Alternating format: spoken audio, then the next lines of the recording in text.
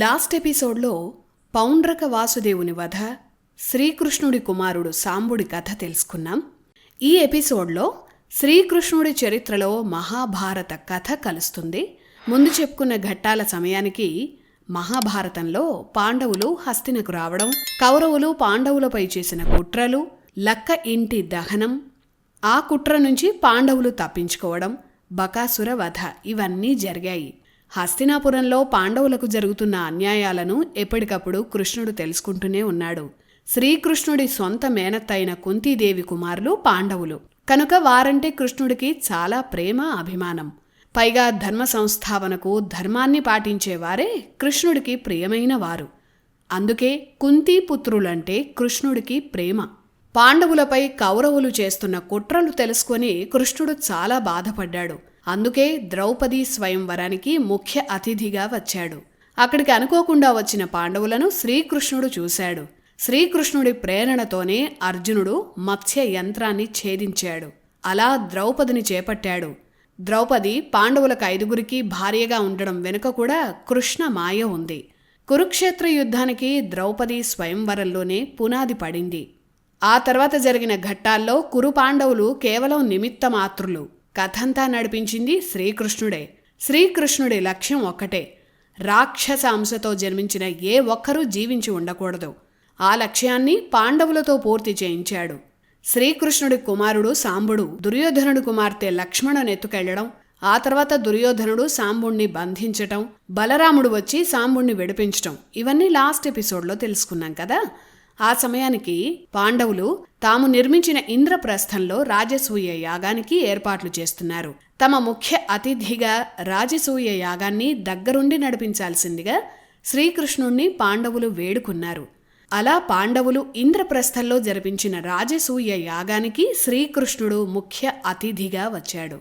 శ్రీకృష్ణుడికి పాండవులు ఘన స్వాగతం పలికారు. ఆ దేవదేవుణ్ణి దర్శించేందుకు ఇంద్రప్రస్థం అంతా కదిలి వచ్చింది. రాజసూయ యాగం అంటే ఒక యజ్ఞం మాత్రమే కాదు, ఎదురులేని సమ్రాట్గా చక్రవర్తి నిలవడం కూడా. అంటే ధర్మరాజుకి మిగిలిన రాజులందరూ సామంతులుగా ఉండాలి, లేదంటే వారితో యుద్ధం చేసి సామంతులను చేసుకోవాలి. అలా తమ సామంతరాజుల సమక్షంలో రాజసూయ యాగం చేసి సమ్రాట్ అనే బిరుదుని ధర్మరాజు పొందాలి. ఇది రాజసూయ యాగం లక్ష్యం. కొన్ని నెలల పాటు ఈ కార్యక్రమం జరుగుతూనే ఉంటుంది.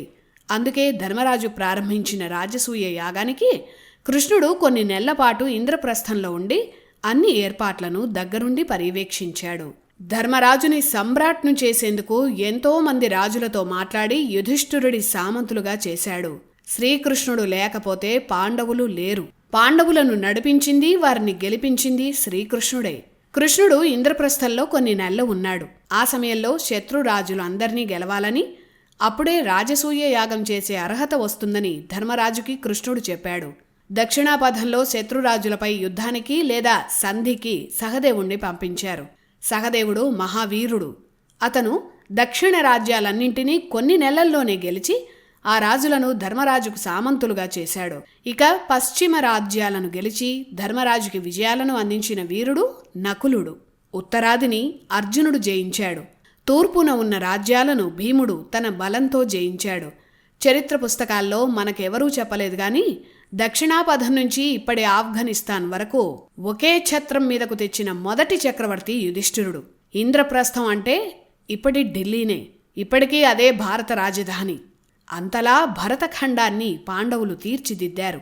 అలా శ్రీకృష్ణుడి వ్యూహాలను పాండవులు అమలు చేసి భరతఖండం అంతా యుధిష్ఠిరుడి పాలన కిందకు తెచ్చారు. అయితే కొందరు చక్రవర్తులు మాత్రం పాండవులకు బద్ధ శత్రువులు. వారిలో దుర్యోధనుడు, అతన్ని సమర్థించే కొందరు రాజులు ఉన్నారు. వారిలో అత్యంత ప్రమాదకారి మహావీరుడైన జరాసంధుడు కూడా ఉన్నాడు. పాండవులను నడిపిస్తున్నది శ్రీకృష్ణుడు. తన అల్లుడైన కంసుణ్ణి సంహరించిన శ్రీకృష్ణుడంటే జరాసంధుడికి ఎంత బద్ధ శత్రుత్వమో, ఎన్నిసార్లు జరాసంధుడు మధురపై దాడి చేశాడో లాస్ట్ ఎపిసోడ్స్లో చెప్పుకున్నాం కదా. ఆ తర్వాత జరాసంధుడి శత్రుత్వం శ్రీకృష్ణుడితో పాటు పాండవులపై కూడా పెరిగింది. అప్పటి భరతఖండంలో అత్యంత శక్తివంతమైన రాజ్యాల్లో మగధ ఒకటి. మగధను పటిష్టం చేసింది మౌర్యులు కాదు. అంతకు 1000 ఏళ్ల ముందే మగధను స్థాపించి శక్తివంతమైన రాజ్యంగా మార్చింది జరాసంధుడు. జరాసంధుడి రాజ్యం మగధ. ఆ మగధను జయిస్తే తప్ప ధర్మరాజుకి రాజసూయ యాగం చేసే అర్హత రాదు. జరాసంధుడి తండ్రి బృహద్రథుడు. అతనికి చాలా కాలం పిల్లల్లేరు. అప్పుడు చండకౌశిక అనే మహర్షి ఒక పండును ఇచ్చి భార్యతో తినిపిస్తే కొడుకు పుడతాడని చెప్పాడు. బృహద్రథుడికి 2 భార్యలు. వారిద్దరూ ఆ పండుని చెరిసగం కోసి ఇద్దరూ చెరో భాగం తిన్నారు. వారిద్దరూ గర్భం దాల్చారు. ప్రసవ సమయంలో భయం కలిగించే విధంగా ఒక భార్యకు సగం, ఇంకో భార్యకు సగంగా ఒకే బిడ్డ జన్మించాడు. అంటే పండుని వారిద్దరూ ఎలా సగభాగంగా కోశారో అలాగే బిడ్డ కూడా అడ్డంగా కోసినట్లు చెరి సగంగా జన్మించాడు. అది చూసి ఆ భార్యలిద్దరూ భయపడిపోయారు. చనిపోయిన ఆ బిడ్డ 2 భాగాలను సైనికులు కోటకు దగ్గరలో ఉన్న ఒక తోటలో పడేశారు. ఆ తోటలో జర అనే రాక్షసి నివసిస్తోంది. తనకు ఆహారం దొరికిందని ఈ బిడ్డ దగ్గరకు వచ్చింది. 2 భాగాలుగా ఉన్న ఆ బిడ్డను చూసి జర జాలిపడింది. తన మంత్రశక్తి ద్వారా ఆ 2 భాగాలను ఒకటిగా చేసి ఆ బిడ్డను బతికించింది. ఒక్కసారిగా ఆ తోటలో ఏడుపు వినిపించింది. అది విని బృహద్రథుడు ఆశ్చర్యపోయాడు. వెళ్ళి చూస్తే జర రాక్షసి చేతిలో బిడ్డ సజీవంగా ఉన్నాడు.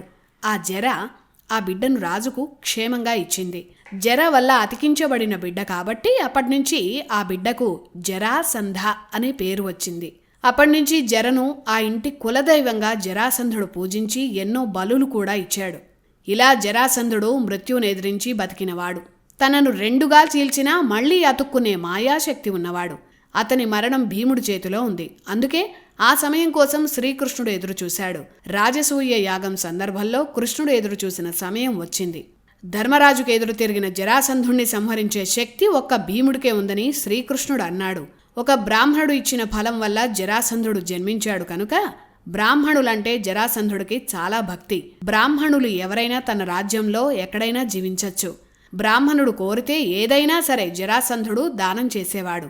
అందుకే బ్రాహ్మణ వేషాల్లో జరాసంధుడి దగ్గరకు వెళ్ళి యుద్ధ భిక్ష అడగాలని, అప్పుడు జరాసంధుడు కాదనకుండా యుద్ధం చేస్తాడని శ్రీకృష్ణుడు వ్యూహం రచించాడు. ఆ వ్యూహం పాండవులకు నచ్చింది. అలా శ్రీకృష్ణుడు, భీముడు, అర్జునుడు ముగ్గురు బ్రాహ్మణ పండితుల వేషంలో జరాసంధుడి రాజ్యమైన మగధకు చేరుకున్నారు. మగధ రాజధాని గిరివ్రజం. 3 పెద్ద పెద్ద కొండల మధ్య ఈ నగరం శత్రుదుర్భేద్యంగా ఉంటుంది. అందుకే ఆ నగరానికి గిరివ్రజం అనే పేరు వచ్చింది. బ్రాహ్మణ వేషాలు వేసుకున్న శ్రీకృష్ణుడు, భీముడు, అర్జునుడు ముగ్గురు గిరివ్రజం చేరుకున్నారు. పండితులకు నేరుగా కోటలోకి ప్రవేశం ఉంది కనుక ఈ ముగ్గురు నేరుగా జరాసంధుడి దగ్గరికే వెళ్లారు. వారు ముందు జరాసంధుణ్ణి కీర్తించి భిక్ష కోసం వచ్చామని చెప్పారు. వారు ముగ్గురిని చూసి ముందు జరాసంధుడికి అనుమానం వచ్చింది. కానీ పండితులు అడిగింది ఏది కాదనుడు కాబట్టి ఏం కావాలో కోరుకోవాలని జరాసంధుడు అన్నాడు. అయితే మాకు యుద్ధ భిక్ష కావాలి, మాలో ఒకరితో నీవు యుద్ధం చేయాలి, ఇదే మా కోరిక అని మాయావేషంలో ఉన్న శ్రీకృష్ణుడు అన్నాడు. అప్పుడు వారి నిజరూపాలను కూడా కృష్ణుడు చెప్పాడు.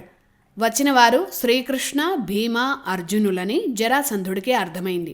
ఎన్నోసార్లు నాతో యుద్ధం చేసి గెలవలేకపోయిన నీతో యుద్ధం చేయనని కృష్ణుడితో జరాసంధుడు అన్నాడు.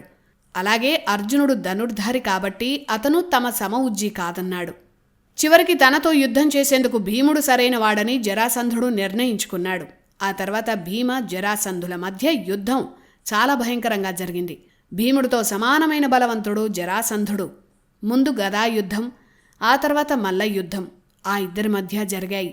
రోజుల పాటు వారిద్దరి మధ్య యుద్ధం జరిగింది. చివరకు భీముడు జరాసంధుణ్ణి కింద పడేసి 2 భాగాలుగా చీల్చేసి ఆ శరీర భాగాలను విసిరేశాడు. అయినా ఆ 2 భాగాలు మాయాశక్తితో కలిసిపోతున్నాయి.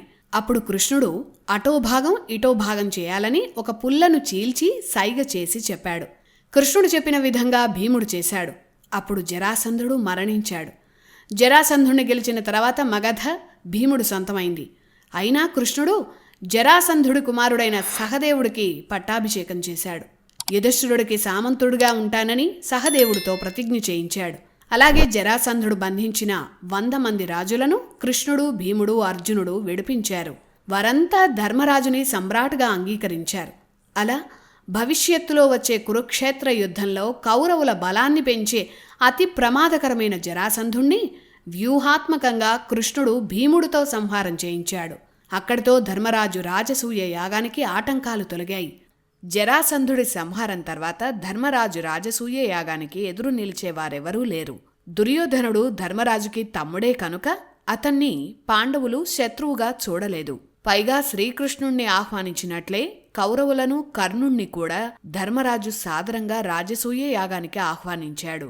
ఇంద్రప్రస్థం, మయసభ అద్భుతాలను చూసేందుకు దుర్యోధనుడు, కర్ణుడు, శకుని వీరంతా రాజసూయ యాగానికి వచ్చారు. అంతేకాదు, భరతఖండం నలుమూలల నుంచి వచ్చే రాజులు తెచ్చే కానుకలను స్వీకరించి భద్రపరిచే పనిని దుర్యోధనుడికి ధర్మరాజు అప్పజెప్పాడు. కర్ణుడు దానంలో గొప్పవాడు కాబట్టి రాజసూయ యాగంలో యాచకులు అడిగింది లేదనకుండా దానం చేసే గొప్ప పనిని కర్ణుడికి పాండవులు అప్పగించారు. ఇక భోజనాలు, ఆతిథ్యం బాధ్యతలు భీముడు చూసుకున్నాడు. శ్రీకృష్ణుడికి ఏ లోటు రాకుండా చూసే బాధ్యతను అర్జునుడు చూసుకున్నాడు. యాగం ఏర్పాట్లన్నీ నకులుడు, పండితులను సత్కరించే బాధ్యతను సహదేవుడు చూసుకున్నారు. ఇలా రాజసూయ యాగం అద్భుతంగా జరిగింది. ప్రతి గొప్ప యాగంలోనూ అగ్రపూజ అనేది ప్రధానం. ఈ అగ్రపూజను విశిష్ట వ్యక్తులకు యజమాని చేయాలి. రాజసూయ యాగంలో వచ్చిన అతిథుల్లో విశిష్టమైన వ్యక్తికి అగ్రపూజను చేయాలని ధర్మరాజు అనుకున్నాడు. ఎవరికి సత్కారం చేయాలో సభికులే చెప్పాలని ధర్మరాజు పెద్దలను అడిగాడు. శ్రీకృష్ణుడే నారాయణ స్వరూపుడని, ఆయన ఉంటే విశ్వమే ఇక్కడ ఉన్నట్లని, శ్రీకృష్ణుడికే అగ్రపూజ చేయాలని సహదేవుడు మరో ఆలోచన లేకుండా చెప్పాడు. సహదేవుడి మాటను సభలోని ఋషులు, భీష్ముడు సహా పెద్దలంతా ఆమోదించారు. ఆ తర్వాత అత్యంత వైభవంగా శ్రీకృష్ణుడికి అగ్రపీఠం వేసి ధర్మరాజు అగ్రపూజలు చేశాడు. కాని శ్రీకృష్ణుడికి అగ్రపూజ చేయడం ఆ సభలో ఉన్న శిశుపాలుడికి నచ్చలేదు. ఛేది రాజ్యానికి చక్రవర్తి శిశుపాలుడు.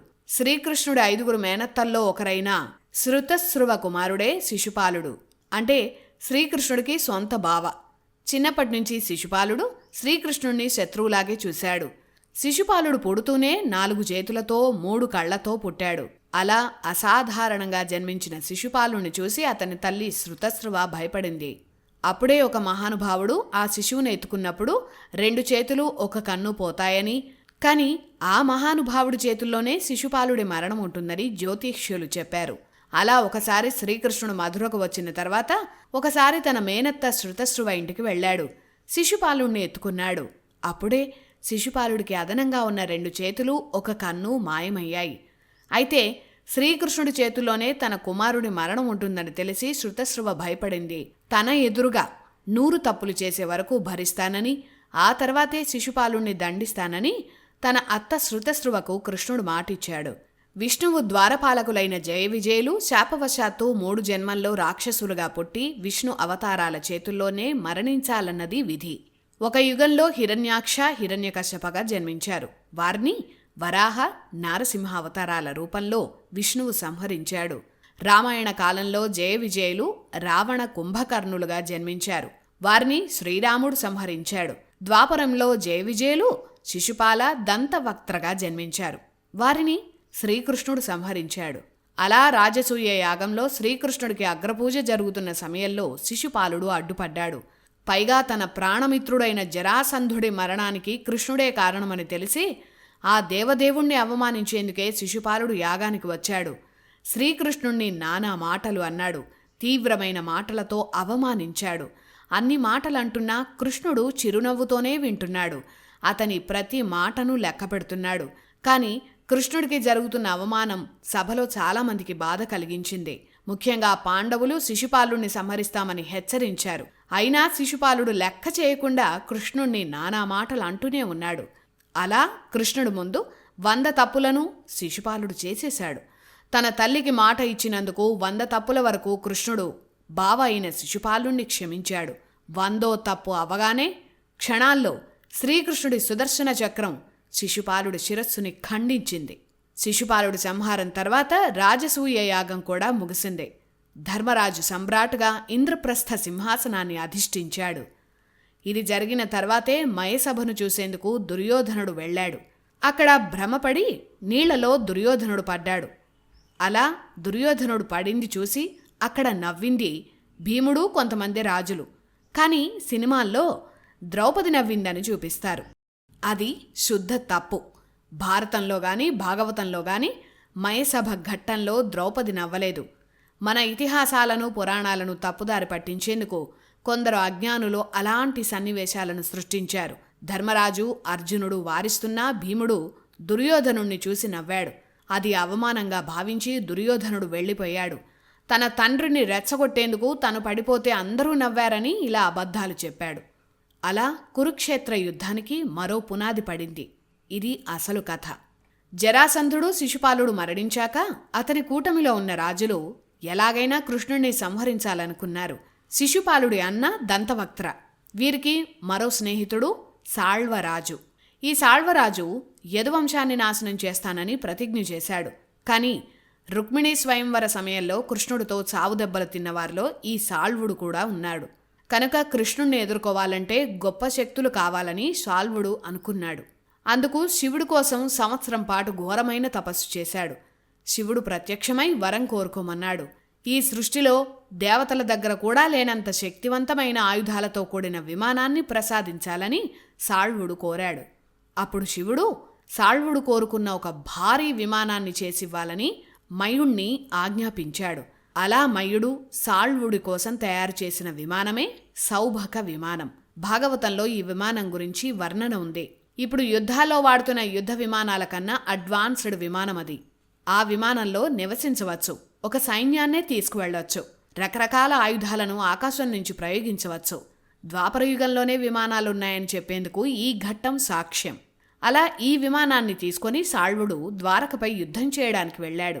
అకస్మాత్తుగా ఆకాశ మార్గాన వచ్చిన సాళ్వుడు ద్వారకపై విమానం నుంచి దాడి చేశాడు. ఎన్నో భవనాలను భస్మం చేశాడు. అకస్మాత్తుగా జరిగిన ఈ ఆకాశ యుద్ధంతో ఏం చేయాలో అర్థం కాక ద్వారక ప్రజలు పరుగులు తీశారు. ఆ సమయానికి శ్రీకృష్ణుడు ఇంద్రప్రస్థం నుంచి ద్వారకకు వస్తున్నాడు. దారిలో ఉన్నాడు. అకస్మాత్తుగా ద్వారకపై జరిగిన ఈ దాడికి యదు సైన్యం అప్పటికప్పుడు యుద్ధానికి సిద్ధం కావాల్సి వచ్చింది. ఆ సమయంలోనే మైసభలో జరిగిన అవమానానికి బదులు తీర్చుకునేందుకు హస్తినలో శకుని పన్నాగం పన్నాడు. ఈ యుద్ధం జరుగుతున్న సమయానికి హస్తినలో ధర్మరాజు శకుని, దుర్యోధనుడితో పాచికలాడే కుట్రలు జరుగుతున్నాయి. అలా పాచికల ఆటకు సర్వం సిద్ధమైంది. ఇక్కడ ద్వారకలో సాళ్వుడితో యాదవ సైన్యం యుద్ధం చేస్తోంది. 27 రోజుల పాటు ద్వారక సైన్యానికి సాళ్వుడికి యుద్ధం జరిగింది. సాళ్వుడి విమానం చేస్తున్న మాయ ద్వారక యదు సైన్యానికి అర్థం కాలేదు. ఈ విమానం ఇన్విజిబుల్ విమానంగా భాగవతంలో చెప్పారు. సౌభక విమానం అకస్మాత్తుగా మాయం కాగలదు, ఇంకోచోట ప్రత్యక్షం అవ్వగలదు. ఆ రోజుల్లోనే ఇంత అడ్వాన్స్డ్ టెక్నాలజీ ఉంది. ఆ విమానాన్ని చూడనిదే ఆ సౌభక విమానం గురించి భాగవతంలో రాయడం సాధ్యం కాదు. ఆ విమానం నుంచి ఫైర్ వెపన్స్, దివ్యాస్త్రాలు ఇలా అన్నిటినీ సాళ్వుడు ప్రయోగించాడు. సాళ్వుడు తన వైమానిక దాడితో చాలా వరకు ద్వారకను నాశనం చేశాడని భాగవతంలో కూడా ఉంది. ద్రౌపదిని నిండు సభలో దుశ్శాసనుడు లాక్కొచ్చిన సమయానికి కృష్ణుడు ద్వారకకు చేరుకొని ఇక్కడ సాళ్వుడితో భీకర యుద్ధం చేస్తున్నాడు. కృష్ణుడు తన ఆయుధాల్లో శక్తివంతమైన గదను ప్రయోగించి ముందు సాళ్వుడి విమానం ధ్వంసమయ్యేలా చేశాడు. సాళ్వుడు నేల మీద పడిపోయాడు. వెంటనే సాళ్వుడి చేతులను కృష్ణుడు ఖండించాడు. సుదర్శన చక్రాన్ని ప్రయోగించి సాళ్వుడి శిరస్సును ఖండించాడు. అక్కడితో సాళ్వుడి సంహారం ముగిసింది. కానీ భాగవతంలో ఈ ఘట్టం చాలా ముఖ్యమైంది. మహాభారత కాలంలో అత్యాధునిక సాంకేతికత ఉందని చెప్పే ఘట్టమిది. ఆ కాలంలోనే యుద్ధ విమానాలు కూడా ఉన్నాయని సాళ్వుడి ఘట్టం చెప్తోంది. తలుచుకుంటే క్షణాల్లో కృష్ణుడు ఆ యుద్ధాన్ని ఆపగలడు. కానీ అవసరమైన చోటే దైవలీలలు చేశాడు. మానవుడిగా పుట్టినందుకు విధిరాతను బట్టే కృష్ణుడు నడిచాడు. అక్కడ సాళ్వుడితో కృష్ణుడు యుద్ధం చేస్తున్న రోజే ద్రౌపదీ వస్త్రాపహరణం జరుగుతోంది. కురుక్షేత్ర యుద్ధం ఈ ఘట్టం నుంచే మొదలైంది. కృష్ణుడు అవతరించిందే రాక్షస సంహారం కోసం. ఆ రాక్షస సంహారం జరగాలంటే పాండవులు, ద్రౌపదిలకు అవమానం జరగడం విధిరాత. కాని ద్రౌపది మాన ప్రాణాలను రక్షించేందుకు సాళ్వుడితో యుద్ధం చేస్తూనే హస్తినాపుర సభలో తన లీలను ప్రదర్శించాడు. ద్రౌపది వస్త్రాలు వలుస్తున్న కొద్దీ వస్తూనే ఉన్నాయి. చివరికి వస్త్రాలను లాగుతున్న దుశ్శాసనుడు కూడా కుప్పగులిపోయాడు. ద్రౌపది ఆగ్రహమే కురుక్షేత్ర యుద్ధానికి బీజం వేసింది. తన మిత్రులైన జరాసంధ, శిశుపాల, సాళ్వ ఇలా ముగ్గురు వెంటనే మరణించడం దంతవక్త్రుని బాధించింది. శ్రీకృష్ణుడి 5 మేనత్తల్లో ఒకరైన శృతదేవి కుమారుడు దంతవక్త్ర. రాక్షస దంతాలతో పుట్టిన అతనికి దంతవక్త్ర అనే పేరు పెట్టారు. ఇతను కూడా శ్రీకృష్ణుడికి స్వయాన బావ. పాండవులు, శిశుపాలుడు, దంతవక్త్రుడు వీరంతా పెద్దమ్మ, పిన్నమ్మ పిల్లలు, అన్నదమ్ములు. వీరందరికీ బావ కృష్ణుడు. శిశుపాలుడు దంతవక్త్రుడు సొంత అన్నదమ్ములని చాలామంది అనుకుంటారు, కానీ కాదు. శిశుపాలుడు దంతవక్త్రుడు పెద్దమ్మ పిన్నమ్మ పిల్లలు, కానీ ఇద్దరూ సొంత అన్నదమ్ముల్లానే పెరిగారు. శిశుపాలుడు అంటే దంతవక్త్రకు ప్రాణం. అతను మరణించాడని తెలిసి తట్టుకోలేకపోయాడు. సాళ్వుడి మరణం తర్వాత నేరుగా ద్వారకకు వెళ్ళాడు. కృష్ణుణ్ణి సంహరించాలని అనుకున్నాడు. ఎదురుపడిన కృష్ణుణ్ణి శిశుపాలుళ్లాగే దంతవక్త్ర నానా మాటలన్నాడు. కృష్ణుడు తన శక్తివంతమైన గదతో దంతవక్త్రని ఒకే దెబ్బతో సంహరించాడు. అతని మరణం చూసి శిశుపాలుడి సొంత తమ్ముడైన విదూరథ కృష్ణుడిపై దాడి చేశాడు. అతన్ని తన అన్నని సంహరించినట్లే సుదర్శన చక్రంతో శిరస్సు ఖండించాడు. అక్కడితో భవిష్యత్తులో జరిగే కురుక్షేత్ర యుద్ధంలో దుర్యోధనుడి వైపు చేరే జరాసంధ, శిశుపాల, దంతవక్త్ర, సాళ్వ లాంటి శక్తివంతమైన రాజులందర్నీ యుద్ధానికి ముందే శ్రీకృష్ణుడు తన వ్యూహాలతో సంహరించాడు. అందుకే పాండవులు యుద్ధంలో గెలవడం వెనుక ఉన్న శక్తి శ్రీకృష్ణుడు. ఈ ఘటనల తర్వాత కురుపాండవుల యుద్ధ సన్నాహాలు మొదలయ్యాయి. అటు రాజసూయ యాగం తర్వాత దుర్యోధనుడు, శకుని కుట్ర వల్ల మాయాజూదంలో ధర్మరాజు ఓడిపోయాడు. మహాభారతంలో దారుణమైన ఘట్టంగా చెప్పబడుతున్న ద్రౌపదీ వస్త్రాపహరణం కురుక్షేత్ర యుద్ధానికి పునాది వేసింది. దుష్ట సంహార సమయం కోసం ఎదురుచూస్తున్న కృష్ణుడు యుద్ధం వైపే నిలబడ్డాడు. ఆ తర్వాత శ్రీకృష్ణుడి చరిత్రలో ఏం జరిగిందో ఇప్పుడు తెలుసుకుందాం. కౌరవులు, పాండవులు ఇద్దరూ తమకు బంధువులే గనుక నేను ఎవరో ఒకరి వైపు యుద్ధం చేయనని బలరాముడన్నాడు. అందుకే తటస్థంగా ఉండిపోయాడు. ద్వారకలోనే ఉంటే కృష్ణుడు తనను యుద్ధంలోకి లాగుతాడని బలరాముడికి తెలుసు. అందుకే తీర్థయాత్రలకు వెళ్ళిపోయాడు. బలరాముడు తీర్థయాత్రలన్నీ చేస్తూ మహర్షులు తపస్సు చేసుకునే నైమిషారణ్యానికి వెళ్ళాడు. అక్కడ ఋషులు నిలబడి బలరాముడికి నమస్కరించి ఘన స్వాగతం పలికారు. కాని ఈ ఋషులందరికీ అధ్యక్ష స్థానంలో ఉన్న సూత మహర్షి తాను వచ్చినా కూడా లేచి నిలబడి గౌరవించలేదని బలరాముడికి కోపం వచ్చింది. తన చేతిలో ఒక దర్భను తీసుకుని దివ్యాస్త్ర మంత్రాన్ని పఠించి సూత మహర్షి మీదకు వదిలాడు. వెంటనే సూత మహర్షి అక్కడికక్కడే మరణించాడు. సూతుని వధించిన బలరాముణ్ణి చూసి అక్కడి మహర్షులు భయపడిపోయారు. అప్పుడు ఋషులందరూ బలరాముడి దగ్గరకు వెళ్లారు. తాము సూతుడికి అధ్యక్ష స్థానం ఇచ్చామని, అధ్యక్షుడిగా ఉన్న వ్యక్తి లేచి నిలబడాల్సిన అవసరం లేదని మహర్షులు బలరాముడికి వివరంగా చెప్పారు. అప్పుడు బలరాముడు కూడా బ్రహ్మహత్య చేసినందుకు బాధపడ్డాడు. ఇక్కడ ఒక విషయం అందరూ తెలుసుకోవాలి. ద్వాపరయుగంలో విద్వత్తును బట్టే వర్ణం నిర్ణయించబడిందని చెప్పేందుకు ఈ ఘట్టం గొప్ప ఉదాహరణ. సూతుడు పుట్టుకతో బ్రాహ్మణుడు కాదు. సూతకులంలో పుట్టిన అసాధారణ ప్రతిభతో వ్యాసుడి ప్రధాన శిష్యుల్లో ఒకరిగా గుర్తింపు పొందాడు. అంతేకాదు, తన పురాణాలను ప్రజలకు అర్థమయ్యేలా చెప్పగలిగే ఋషి సూతుడే అని వ్యాసుడు గుర్తించాడు. పురాణాలను ఋషులందరికీ వివరించేందుకు సూత మహర్షి నైమిషారణ్యం వచ్చాడు. అంత విద్వత్తు సాధించిన సూత మహర్షిని బ్రాహ్మణులలో ఉత్తముడుగా గుర్తించి అక్కడి మహర్షులు అధ్యక్ష స్థానం ఇచ్చారు. అంటే సూతుడిగా జన్మించి వేదాధ్యయనం చేసి బ్రాహ్మణ అనే స్థాయికి చేరిన మహర్షి సూతుడు. ఇది ద్వాపరంలో వర్ణ వ్యవస్థ.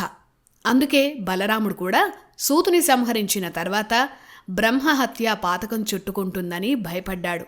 సూతుణ్ణి సంహరించిన తర్వాత మహర్షులంతా బలరాముడిపై ఆగ్రహించారు. అవతార పురుషుడువైన నువ్వే ధర్మం తప్పితే ఎలా అని ప్రశ్నించారు. అప్పుడు సూతుడు మరణించాడు గనుక అతనే తన పుత్రుడి రూపంలో మళ్లీ జన్మించేలా చేస్తానని బలరాముడు అన్నాడు. తన యోగమాయతో సూత మహర్షి మళ్లీ యవ్వనంతో జన్మించాడు. ఈ సూత మహర్షి నిత్య యవ్వనంతో ఉంటాడని బలరాముడు వరమిచ్చాడు. ఆ తర్వాత నైమిషారణ్యంలో విధ్వంసం సృష్టిస్తున్న పల్వల అనే రాక్షసుణ్ణి బలరాముడు సంహరించాడు. ఆ తర్వాత నైమిషారణ్యం నుంచి వీడుకోలు తీసుకుని తన తీర్థయాత్రలను కొనసాగించాడు. అన్నీ దర్శించుకొని ప్రభాస తీర్థానికి వచ్చాడు. ప్రభాస తీర్థమే ఇప్పటి సోమనాథ్ క్షేత్రం. అక్కడికి వచ్చాక మహాభారత సంగ్రామంలో దుర్యోధనుడు తప్ప కౌరవుల సైన్యమంతా మరణించారని పండితుల ద్వారా బలరాముడు తెలుసుకున్నాడు. భీమా, దుర్యోధనులు సంగ్రామానికి సిద్ధమవుతున్నారని బలరాముడికి తెలిసిందే. వెంటనే వారిని కలిసేందుకు బలరాముడు యుద్ధక్షేత్రానికి వెళ్ళాడు. అప్పటికే యుద్ధాన్ని తెచ్చారన్న కోపంతో ఉన్న బలరాముడు పాండవులు పలకరిస్తున్నా మాట్లాడలేదు. నేరుగా భీముడు, దుర్యోధనుడి దగ్గరకు వెళ్ళాడు. ఇప్పటికే జరగాల్సినది జరిగిపోయిందని, మీరిద్దరూ యుద్ధం వదలాలని, అందరూ శాంతిగా ఉండాలని భీమ, దుర్యోధనులకు బలరాముడు చెప్పాడు. అయినా బలరాముడి మాటలను వారిద్దరూ వినదలుచుకోలేదు. యుద్ధానికే సిద్ధమయ్యారు. చివరికి దుర్యోధనుడు మరణించాడు. ఇవన్నీ చూడలేక కోపంతో బలరాముడు ద్వారకకు వెళ్ళిపోయాడు. అక్కడితో కురుక్షేత్ర యుద్ధం కూడా ముగిసింది. కొన్నాళ్లకు శ్రీకృష్ణుడు కూడా హస్తినాపురంలో అన్ని వ్యవహారాలు ముగించి ద్వారక చేరుకున్నాడు. ఆ సమయంలో శ్రీకృష్ణుడిని దర్శించేందుకు అతని చిన్ననాటి స్నేహితులు కుచేలుడు ద్వారకకు వచ్చాడు. శ్రీకృష్ణుడు సాందీపని మహర్షి దగ్గర విద్య నేర్చుకున్నాడు. ఆ సమయంలో శ్రీకృష్ణుడికి ఆప్తమిత్రుడు సుదాముడు. ఆ సుదాముడే కుచేలుడు. కుచేల అంటే చినిగిన వస్త్రాలు ధరించేవాడని అర్థం. విద్యాభ్యాసం ముగిశాక సుదాముడు తన ఊరికి వెళ్ళిపోయాడు. ఎవరి ముందు చేయి చాచకుండా వచ్చిందే భగవంతుడిచ్చిన ప్రసాదంగా భావించి సంసారం నెట్టుకొస్తున్నాడు. అలా తీవ్రమైన పేదరికాన్ని అనుభవించాడు. కనీసం సరైన వస్త్రాలు కూడా లేని సుదాముణ్ణి ఆ ఊరి ప్రజలు కుచేలా అని పిలిచేవారు. కుచేలుడి భార్య గొప్ప పతివ్రత. భార్యాభర్తలు ఆకలితో ఉన్నా భరించగలరు, కానీ పిల్లలు ఆకలితో ఉంటే ఏ తల్లిదండ్రులు భరించలేరు. అలా తన పిల్లలకు కూడా తిండి పెట్టలేని స్థితికి కుచేలుడు నిరుపేద అయ్యాడు. అప్పుడు కుచేలుడి భార్య ఒక సలహా ఇచ్చింది. బంధువులు స్నేహితుల ముందు చేయి చాచడం ఇబ్బందికరమే, కానీ భగవంతుడి ముందు అర్థించటం కూడా ప్రార్థనే అవుతుంది. కనుక సాక్షాత్ ఆ నారాయణుడి స్వరూపమే అయిన శ్రీకృష్ణుడు మీకు మిత్రుడు. ఆయన్ను సహాయం అడగడం ప్రార్థనే తప్ప చేయి చాచడం కాదని కుచేలుడి భార్య చెప్పింది. ఆ సలహా కుచేలుడికి కూడా నచ్చింది. కుచేలుడు ద్వారకకు ప్రయాణమయ్యేందుకు సిద్ధమయ్యాడు. కాని ఎంత స్నేహితుడైనా ఒట్టి చేతులతో ఎలా వెళ్ళాలి అని సందిగ్ధంలో కుచేలుడు పడిపోయాడు. ఇల్లంతా వెతికితే ఒక గుప్పెడు అటుకులు దొరికాయి. చిన్ని కృష్ణుడుగా తనతో ఆడుకున్నప్పుడు ఆ మాధవుడు అటుకులను ఇష్టంగా తినడం కుచేలుడికి తెలుసు. అందుకే ఆ అటుకులనే మూటగట్టుకుని కుచేలుడు ద్వారకకు బయలుదేరాడు. కాని దారిలో కుచేలుడికి ఎన్నో అనుమానాలు. చిన్నప్పుడు అంటే స్నేహితులం, కానీ ఇప్పుడు కృష్ణుడు లోకాలను ఏలే పరమాత్మ. తాను కట్టుకోవడానికి సరైన వస్త్రాలు కూడా లేని నిరుపేద. ద్వారక కోటలోకి తనను అసలు సైనికులు వెళ్లనిస్తారా? శ్రీకృష్ణుడి దర్శనం ఈ పేదవాడికి సాధ్యమేనా? అసలు ఆ మాధవుడు తనను గుర్తుపడతాడా? ఇలా ఎన్నో అనుమానాలతో కుచేలుడు ద్వారకకు చేరాడు. ద్వారక వైభవాన్ని చూసిన కుచేలుడికి పెద్దలు చెప్పిన వైకుంఠమే గుర్తొచ్చింది. తన కోసం ఎవరు వస్తున్నారో, ఎవరు రావాలని అనుకుంటున్నారో ఆ పరమాత్మకు తెలియదా? అందుకే కుచేలుణ్ణి ఏ సైనికుడు అడ్డుకోలేదు. నేరుగా కృష్ణుడు తన అష్టమహిషులతో ఉన్న చోటికే కుచేలుడు చేరుకున్నాడు. కుచేలుణ్ణి చూస్తూనే శ్రీకృష్ణుడు పరుగు పరుగున అతని దగ్గరకు వెళ్ళాడు. సుదామా, నన్ను కలుసుకునేందుకు నీకిన్నాళ్లు పట్టిందా అని అడిగాడు. అతన్ని ఆలింగనం చేసుకొని సకల మర్యాదలతో కృష్ణుడు తన ఆంతరంగిక మందిరానికి తీసుకువెళ్లాడు. తాను మాత్రమే కూర్చునే ప్రత్యేక ఆసనం మీద కుచేలుణ్ణి కూర్చోబెట్టాడు. జరుగుతున్నది కలో నిజమో తేల్చుకోవడానికే కుచేలుడికి చాలా సమయం పట్టింది. శ్రీకృష్ణుడు ఇంత అనురాగం చూపిస్తాడని సుదాముడు అస్సలు అనుకోలేదు. శ్రీకృష్ణుడి భార్యలు బంగారు పాత్రలో నీరు తీసుకువచ్చారు. ఆ నీటితో సాక్షాత్ ఆ పరమాత్మ కుచేలుడి పాదాలు కడిగాడు. ధర్మబద్ధంగా జీవించే భక్తుడికి ఆ భగవంతుడే సేవ చేస్తాడని చెప్పడానికి కుచేలుణ్ణి మించిన ఉదాహరణ అవసరం లేదు. కుచేలుడికి శ్రీకృష్ణుడే సకల సేవలు చేశాడు. లక్ష్మీ అవతారమైన రుక్మిణీదేవి కుచేలుడికి వింజామర వీచింది. మిగిలిన భార్యలు శ్రీకృష్ణుడు చేస్తున్న సేవలకు సహకరిస్తున్నారు. సాక్షాత్ పరమాత్మే తనకు చేస్తున్న సేవలకు కుచేలుడు పులకించిపోయాడు. ఏం అడగాలో కూడా మర్చిపోయాడు. ఆ తర్వాత కృష్ణుడు కుచేలుడు సాందీపని మహర్షి ఆశ్రమంలో ఉన్నప్పటి జ్ఞాపకాలను గుర్తు చేసుకున్నారు. అలా మాట్లాడుకుంటూనే శ్రీకృష్ణుడు చినిగిన కుచేలుడు ఉత్తరీయానికి ఉన్న ముడిని చూశాడు. ఇంతటి వైభోగంలో ఉన్న కృష్ణుడికి ఆ అటుకులు ఇవ్వడం ఇష్టం లేక కుచేలుడు కనపడకుండా దాచాడు. కాని కృష్ణుడు ఆ ముడి విప్పాడు. నాకిష్టమైన అటుకులు తెచ్చి ఇంతసేపు ఇవ్వకుండా దాచావా అంటూ ఆ గుప్పెడు అటుకులు కృష్ణుడు ఆరగించాడు. నిజానికి తనకు సహాయం చేయాలని అడగాలని వచ్చిన కుచేలుడు ఆ విషయమే మర్చిపోయాడు. గుప్పెడు అటుకులు ప్రసాదంగా పరమాత్మ సేవించిన వెంటనే కుచేలుడి పేదరికం ఆ క్షణానే పోయింది. కుచేలుడు నివసించే చోట సకల సౌకర్యాలతో తరగని సంపదతో ఒక భవనం వెలిసింది. ఇవేవీ కుచేలుడికి తెలియవు. శ్రీకృష్ణుణ్ణి దర్శించి అక్కడ తనను సత్కరించిన జ్ఞాపకాలతోనే ద్వారక నుంచి తన గ్రామానికి కుచేలుడు వెళ్ళాడు. భగవంతుణ్ణి మనం ఏదీ కోరుకోవాల్సిన అవసరం లేదు. భక్తితో ధ్యానిస్తే చాలు. సమయం వచ్చినప్పుడు మనకేం కావాలో అది వచ్చి తీరుతుంది. ఇదే కుచేలుడి కథ చెప్తోంది. అసలు ద్వారకకు వెళ్లిన కుచేలుడు తనకేం కావాలో అడగనే లేదు. కాని కుచేలుడు తన ఊరికి వెళ్ళగానే తన పూరిపాక ఉండాల్సిన చోట పెద్ద భవనముంది. బయట దేవకాంతల్లాంటి స్త్రీలు తన ముందు శిరస్సు వంచి నమస్కరించి ఆహ్వానం పలికారు. లోపలికి వెళ్ళగానే మహారాణిలా అలంకరించుకున్న తన భార్య ఎదురొచ్చింది. కుచేలుడికి ఏమీ అర్థం కాలేదు. అంతా కృష్ణమాయ అనుకున్నాడు. ఆ దివ్య భవనంలో కుచేలుడు ఐశ్వర్యంతో తన జీవితాన్ని గడిపాడు. నిస్వార్థమైన భక్తి ఎంత విలువైనదో చెప్పే కథ కుచేలుడి కథ. ఇక ఇక్కడితో శ్రీకృష్ణుడి చరిత్ర నెమ్మదిగా చివరి దశకు వస్తోంది. ఈ భూమికి ప్రమాదకరమైన రాక్షసులందరినీ శ్రీకృష్ణుడి సహకారంతో పాండవులు సంహరించారు. ఇక రాక్షస వంశాలేవీ కలియుగంలో వెళ్లకుండా ఆ పరమాత్మ సంహరించాడు. అయితే కురుక్షేత్ర యుద్ధం తర్వాత మిగిలిన అతి బలవంతులు యదువంశీకులే. వారిలోనూ కలి అంశ మొదలైంది. అప్పటికే ద్వారకలో ప్రజలు తమ ఇష్టం వచ్చినట్లు విచ్చలవిడిగా ప్రవర్తించడం మొదలుపెట్టారు. బలరామకృష్ణుల మాటను కూడా ధిక్కరించారు. పైగా దివ్యాస్త్రాలు తెలిసిన యదువీరులు ద్వారకలో ఎంతోమంది ఉన్నారు. వారిలో వారు కలహం పెట్టుకుంటే తప్ప యదువంశీకులకు మరణం లేదనే వరం కూడా ఉంది. అంటే యదువంశీకులను ఎవరూ చంపలేరు. వారిలో వారే గొడవలు పడి మరణించాలి. ఇలాంటి బలవంతులు వచ్చే కలియుగంలోకి వెళ్లడం ప్రమాదకరమని కృష్ణుడికి తెలుసు. తన అవతార సమాప్తికి సమయం దగ్గర పడింది. యదువంశాన్ని కూడా సమూలంగా నాశనం చేయాలని, కొత్త మనుషులతో కొత్త కాలం మొదలు కావాలని కృష్ణుడు కోరుకున్నాడు. అందుకు యదువంశీకులు వారిలో వారు గొడవలు పెట్టుకోవాలి. అందుకు ముసలం పుట్టాలి. అలా పుట్టాలంటే శక్తివంతులైన మహర్షుల శాపం యదువంశానికి తగలాలి. ఇలా అనుకున్న కృష్ణుడు మహర్షులను తలుచుకున్నాడు. ఎప్పటినుంచో శ్రీకృష్ణుడి దర్శనం చేసుకోవాలని కోరుకున్న పెద్ద పెద్ద ఋషులంతా ద్వారకకు వచ్చారు. వచ్చిన వారిలో విశ్వామిత్ర, దుర్వాస, భృగు, అంగీర, కశ్యప, వామదేవ లాంటి గొప్ప గొప్ప ఋషులున్నారు. వారంతా అవతారం ముగించబోతున్న శ్రీకృష్ణుణ్ణి దర్శించుకునేందుకు వచ్చారు. చాలాసేపు ఆ మహర్షులు కృష్ణుడితో చర్చించారు. ఆ తర్వాత మహర్షులు ద్వారకకు దగ్గరలోనే ఉన్న పిండారక అనే క్షేత్రానికి వెళ్లారు. అక్కడే యదువంశ నాశనానికి బీజం పడింది. ఇంతకు ముందరి ఎపిసోడ్లలో శ్రీకృష్ణుడికి జాంబవతికి జన్మించిన సాంబుడి గురించి చెప్పుకున్నాం కదా.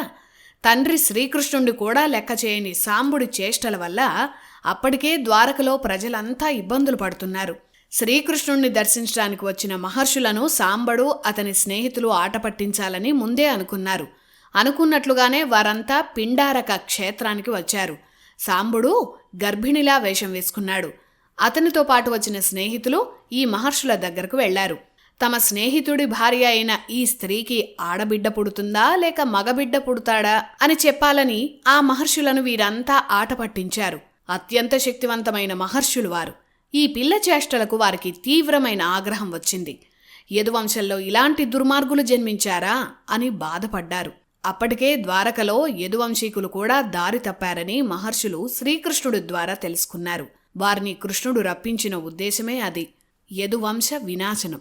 ఆగ్రహంతో ఊగిపోయిన మహర్షులు ఈ స్త్రీకి ఆడా కాదు మగా కాదు, యదువంశాన్ని నాశనం చేసే ముసలం పుడుతుందని శపించి వెళ్లిపోయారు. ముసలం అంటే ఇనుప రోకలి. ఆ శాపానికి సాంబడు అతని స్నేహితులు భయపడ్డారు. అంతలోనే సాంబుడి పొట్ట చీల్చుకొని ఇనుప రోకలి నేలమీద పడింది. ఆ రోకలని సాంబుడి స్నేహితులు, ద్వారక ప్రజలు కృష్ణుడి దగ్గరకు తీసుకువెళ్లారు. జరిగిన పొరపాటును చెప్పారు. భవిష్యత్తు తెలిసిన శ్రీకృష్ణుడు కాసేపు మౌనంగా ఉన్నాడు. ఆ తర్వాత వచ్చిన ద్వారక ప్రజలను శ్రీకృష్ణుడు తీవ్రంగా హెచ్చరించాడు. కళ్ళు మూసుకుపోయి పొగరెక్కి ప్రవర్తించిన మీకు ఈ శిక్ష పడాల్సిందే అన్నాడు. విధిరాతను తప్పించలేరని చెప్పాడు. ఉగ్రసేనుడు కూడా ఆ ముసలాన్ని చూసి భయపడ్డాడు. సముద్రం ఒడ్డున ఉన్న బండరాళ్లపై ఈ ముసలాన్ని బాగా అరగదీసి ఆ రజనుని సాగర జలాల్లో కలిపేయండని కృష్ణుడు, ఉగ్రసేనుడు ఆజ్ఞాపించారు. వారు ముసలాన్ని చివరి వరకు అరగదీశారు. చివరికి ఒక చిన్న ఇనుప ముక్క మిగిలిపోతే దాన్ని ఒడ్డున పడేసి గండం గడిచిందని ఎవరికి వాళ్లు వెళ్లిపోయారు. అటువైపు వెళుతున్న బోయవాడికి ముసలం అరగదీయగా మిగిలిన ఇనుప ముక్క దొరికింది. వేటకు వెళుతున్న ఆ బోయ ఈ ఇనుప ముక్క తన బాణానికి ములుకుగా ఉపయోగపడుతుందని తీసుకున్నాడు. అప్పటికే ద్వారకలో అపశకునాలు మొదలయ్యాయి. సముద్రం అలలు ద్వారకపై విరుచుకు పడుతున్నాయి. ఈ అపశకునాలు చూసిన కృష్ణుడు ద్వారక ప్రజలందర్నీ సమావేశపరిచాడు. ఇక ద్వారకలో ఉండడం మంచిది కాదని, అందరూ సురక్షిత ప్రాంతమైన ప్రభాస తీర్థానికి వెళ్లాలని ఆజ్ఞాపించాడు. ఇప్పటి సోమనాథ్ క్షేత్రమే నాటి ప్రభాస తీర్థం. ఆ తర్వాత ద్వారక ప్రజలందరూ ప్రభాస తీర్థానికి చేరుకున్నారు. కొంతమంది మాత్రం ద్వారకలోనే ఉండిపోయారు. శ్రీకృష్ణుడికి భక్తుడు, ఆప్తమిత్రుడు ఉద్ధవుడు. యదువంశ నాశనానికే కృష్ణుడు ప్రభాస తీర్థానికి పంపిస్తున్నాడని ఉద్ధవుడికి తెలుసు. ఆ తర్వాత కృష్ణావతారం ముగిసిపోతుందని తెలుసు. అందుకే నీవు వెళ్ళిపోతే తాము ఎలా బతకగలమని ఉద్ధవుడు కృష్ణుణ్ణి వేడుకున్నాడు. అప్పుడు కృష్ణుడు యదువంశంతో సహా ద్వాపరంలో ఉన్న రాజవంశాలన్నీ నాశనమవుతాయని, మరో 7 రోజుల్లో ద్వారక మునిగిపోతుందని, ఆ తర్వాత కలియుగం మొదలవుతుందని చెప్పాడు. కలియుగంలో మనుషులు చాలా దారుణంగా ఉంటారని, మోసాలు, కుట్రలు, మితిమీరిన మోహాలతో కలియుగంలో మంచి ఆచారం, వ్యవహారం, సంప్రదాయం అనేవి కనపడవని, ఆ పరిస్థితులే ఆ కాలం మనుషులను నాశనం చేస్తాయని కృష్ణుడు ఉద్ధవుడికి వివరించాడు. దైవాన్ని కూడా దూషించే మనుషులు అడుగడుగునా కనిపించే కాలమే కలికాలమని కృష్ణుడు చెప్పాడు. ఎవరైతే భగవంతుణ్ణి భక్తితో సేవిస్తారో వారు మాత్రం కలియుగంలో కూడా ప్రశాంతతను పొందుతారని కృష్ణుడు ఉద్ధవుడికి వివరించాడు. ఆ తర్వాత ఒకరోజు ప్రభాస తీర్థంలో శ్రీకృష్ణుడు తన యదువంశ బంధువులతో ఒక వేడుక చేయించాడు. ఆ వేడుకల్లో యదు ప్రముఖులు హద్దుదాటి మద్యం సేవించారు. అప్పుడే కురుక్షేత్ర యుద్ధంలో పాండవుల వైపు యుద్ధం చేసిన సాత్యకి, కౌరవుల వైపు యుద్ధం చేసిన కృతవర్మ మధ్య చిన్న విషయంలో జరిగిన గొడవ చాలా పెద్దదైంది. వారంతా 2 వర్గాలుగా విడిపోయి ఒకరినొకరు చనిపోయే వరకు కొట్టుకున్నారు. వేడుకలో ఉన్నారు కాబట్టి ఎవరి దగ్గర ఆయుధాలు లేవు. అప్పుడు ఆ పక్కనే సముద్ర తీరంలో మొలిచిన వెదురులాంటి రెల్లు దుబ్బు కర్రలని పీకి ఒకరి తలలు ఒకరు పగలగొట్టుకున్నారు. ఆనాడు ముసలాన్ని అరగదీసి ఆ ఇనుప రజనుని ద్వారక ప్రజలు సముద్రంలో కలిపారు. ఆ రజను ప్రభాస తీర్థానికి కొట్టుకువచ్చింది. ఆ రజను వల్ల పెరిగిన వెదురే ఈ రెల్లు దుబ్బ. అంటే ఆనాడు సాంబుడి వల్ల పుట్టిన ముసలం వల్లే యదువంశం పూర్తిగా నాశనమైపోయింది. ద్వారకలో ఉన్న కొద్దిమంది తప్ప యదువంశీకులందరూ ఆ వేడుకలో మరణించారు. ఆ తర్వాత శ్రీకృష్ణుడు, బలరాముడు ఎవరికీ కనిపించలేదు. యదువంశీకుల్లో శ్రీకృష్ణుడి మునిమనవడైన వజ్ర అనే వారసుడు తప్ప ఇంకెవ్వరూ మిగల్లేదు. ఆ తర్వాత యుధిష్ఠిరుడు ఆ వజ్ర అనే పిల్లాణ్ణి చేరదీసి రాజుని చేశాడు. అయితే ఆ తర్వాత ఎక్కువ కాలం యదువంశం నిలవలేదు. శ్రీకృష్ణుడు అన్నట్టే యదువంశం సమూలంగా నాశనమైపోయింది. తన ప్రజలను ప్రభాస తీర్థానికి తరలించడానికి ముందే శ్రీకృష్ణుడు తన రథసారథి దారుకుణ్ణి హస్తినాపురం పంపించాడు. తక్షణం అర్జునుణ్ణి ద్వారకకు పంపాలని, ద్వారక మునిగిపోతుందని, అక్కడి ప్రజలను కాపాడాలని యుధిష్ఠిరుడికి కృష్ణుడు సందేశం పంపాడు. అర్జునుడు, దారకుడు ఆఘ మేఘాల మీద ద్వారకకు ప్రయాణమయ్యారు. అర్జునుడు వచ్చే సమయానికి ద్వారకలో బలరామకృష్ణులు లేరు. అప్పటికే ద్వారకపై సముద్రుడు విరుచుకు పడుతున్నాడు. ప్రభాస తీర్థంలో యదువంశీకులు తమలో తాము కొట్టుకొని చనిపోయారని తెలుసుకొని అర్జునుడు బాధపడ్డాడు. కాని శ్రీకృష్ణుడు కనిపించకపోవడంతో అర్జునుడికి ఏం చేయాలో అర్థం కాలేదు. ద్వారకలో మిగిలిన ప్రజలను, శ్రీకృష్ణుడి బంధువులు, భార్యలను ఒడ్డుకు చేర్చే పనిని దారుకుడికి అప్పజెప్పాడు. అర్జునుడు కొంత సైన్యంతో శ్రీకృష్ణుడిని వెతికేందుకు ద్వారక దగ్గరలో ఉన్న అరణ్యాల్లోకి వెళ్లాడు. అంతకుముందే శ్రీకృష్ణుడు, బలరాముడు ఇద్దరూ అరణ్యాల్లోకి వెళ్లారు. కృష్ణుడి ముందే బలరాముడు యోగధ్యానం ద్వారా తన శరీరాన్ని వదిలేసి ఆదిశేషుగా మారి సాగరంలోకి వెళ్ళిపోయాడు. అక్కడి నుంచి వైకుంఠానికి చేరాడు. దశావతారాల్లో బలరాముడు ఒక అవతారం ఎలా అవుతుందని చాలామందికి సందేహం వస్తుంది. యుగాలు మారుతున్న కొద్దీ ఆ దైవాన్ని కూడా ఎదిరించగల రాక్షస శక్తులు జన్మిస్తాయి. అప్పటి రాక్షసులను బట్టి విష్ణు అవతారం రూపాలు కూడా ఉంటాయి. ద్వాపరంలో శ్రీకృష్ణుడు ధర్మంగానూ ఉండాలి, ఒక్కోసారి అధర్మంగా ఉన్న వారితో అదే దారిలోనూ వెళ్ళాలి. అందుకే ద్వాపర యుగంలో కృష్ణుడు 2 రూపాలుగా భూమి మీద అవతరించాడు. ధర్మమే తప్పని తన తేజస్సుని బలరాముడి రూపంలో విడిగా ఉంచాడు. అందుకే బలరాముడు పాండవులు, కౌరవులు ఇద్దరినీ సమానంగా చూశాడు. ధర్మానికి ధర్మంగా, అధర్మానికి అధర్మంగా శత్రు సంహారం చేసే క్షత్రియ రూపంలో శ్రీకృష్ణుడు అవతరించాడు. అలా బలరామకృష్ణులు ఇద్దరూ కలిస్తేనే ఒక విష్ణు అవతారం అవుతుంది. అందుకే దశావతారాల్లో 8వ అవతారం బలరాముడు, 9వ అవతారం కృష్ణుడు. అలా వచ్చిన పని పూర్తి కాగానే వైకుంఠానికి మొదట అన్నాళ్ళు విష్ణు తేజస్సును ధరించిన ఆదిశేషుడు తన నిజ రూపంలో వెళ్ళిపోయాడు. ఇక మిగిలింది శ్రీకృష్ణుడు. కృష్ణుడికి తన శరీరం వదిలేందుకు ఒక ఘట్టం జరగాల్సి ఉంది. ముసలం వల్లే యదువంశం నాశనమవ్వాలి. ఆ ముసలం వల్లే శ్రీకృష్ణుడి అవతారం కూడా ముగిసిపోవాలి. ఆ క్షణం కోసమే ఎదురు చూస్తున్నాడు. ఒక చెట్టు నీడలో కృష్ణుడు విశ్రాంతి తీసుకున్నాడు. ఆనాడు ముసలంలో చివరగా మిగిలిన ఒక ఇనుప ముక్కను ఒక బోయవాడు తన బాణానికి ములుకుగా పెట్టుకున్నాడని చెప్పుకున్నాం కదా. ఆ బోయవాడే వేట కోసం కృష్ణుడు విశ్రాంతి తీసుకున్న చోటికే వచ్చాడు. ఆ బోయవాడికి తన కాలు ఒక లేడి ముఖంలా కనిపించేలా కృష్ణుడు మాయ చేశాడు. తన ముందున్నది ఒక లేడి అని భ్రమపడి ఆ బోయ ఇనుప ముక్క అమర్చిన బాణాన్ని సంధించాడు. ఆ బాణం నేరుగా శ్రీకృష్ణుడి కాలి వేలికి గుచ్చుకుంది.